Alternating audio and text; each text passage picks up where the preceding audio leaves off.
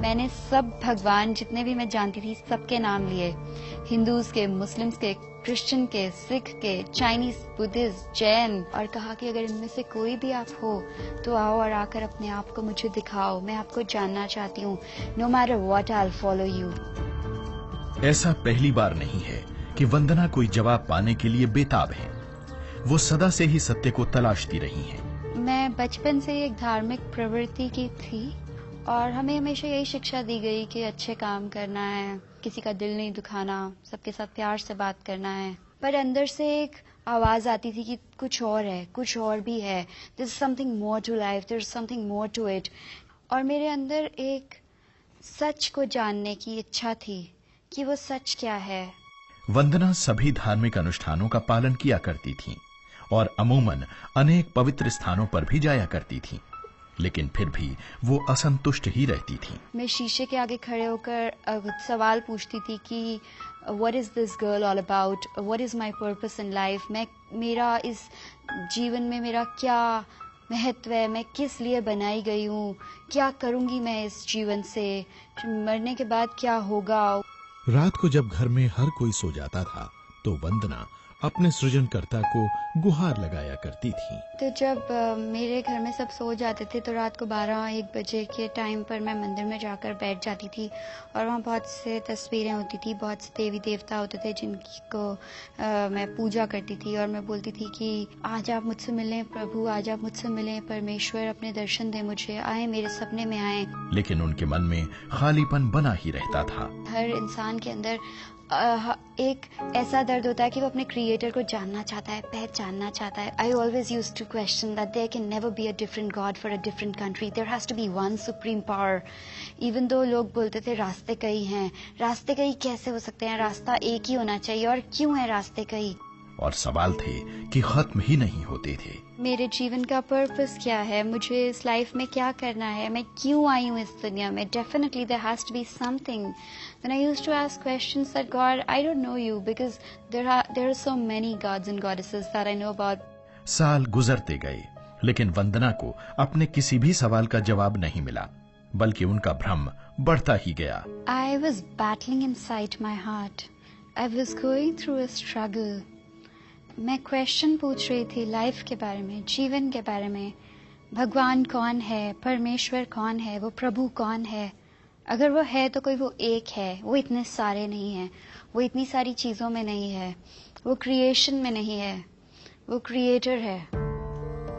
एक रात जब वंदना अपने बिस्तर पर अकेली और हताश सी बैठी थी तो उनके सवालों ने उन्हें बुरी तरह घेर लिया।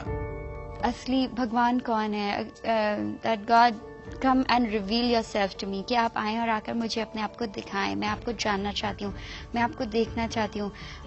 मैंने सब भगवान जितने भी मैं जानती थी सबके नाम लिए, हिंदूज के, मुस्लिम्स के, क्रिश्चियन के, सिख के, चाइनीज, बुद्धिस्ट, जैन, और कहा कि अगर इनमें से कोई भी आप हो तो आओ और आकर अपने आप को मुझे दिखाओ, मैं आपको जानना चाहती हूँ। No matter what I will follow you.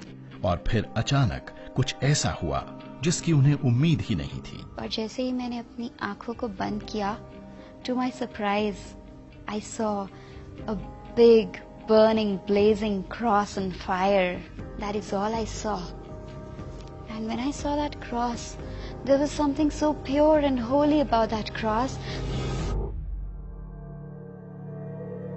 तो मुझे लगा वो मुझे अपनी तरफ खींच रहा है, मुझे लगा उसमें कुछ प्योरिटी है, उसमें कुछ होलीनेस है, उसमें कुछ ऐसी चीज है जो मुझे अपनी तरफ बुला रही है और मुझे कह रही है मैं ही सत्य हूँ। उसके अगले दिन वंदना को एक फोन आया जिसकी उन्हें कतई कोई उम्मीद नहीं थी।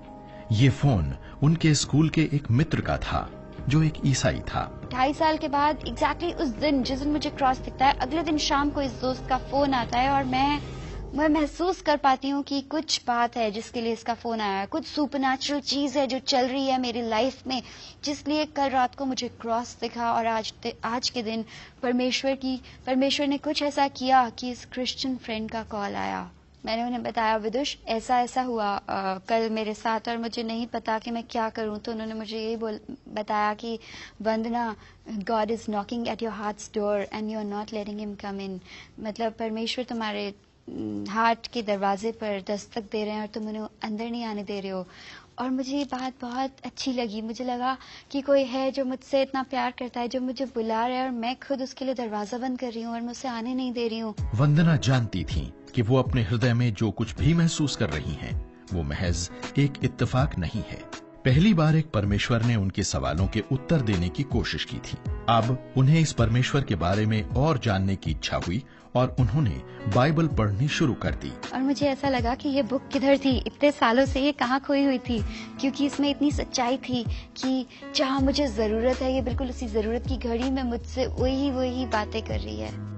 आज वंदना कॉरपोरेट सेक्टर में एक कामयाब करियर रखती हैं और जिस खूबसूरत सत्य को उन्होंने खोजा है, उसे अपने आसपास के लोगों के साथ बांटने का कोई भी अवसर गंवाती नहीं है।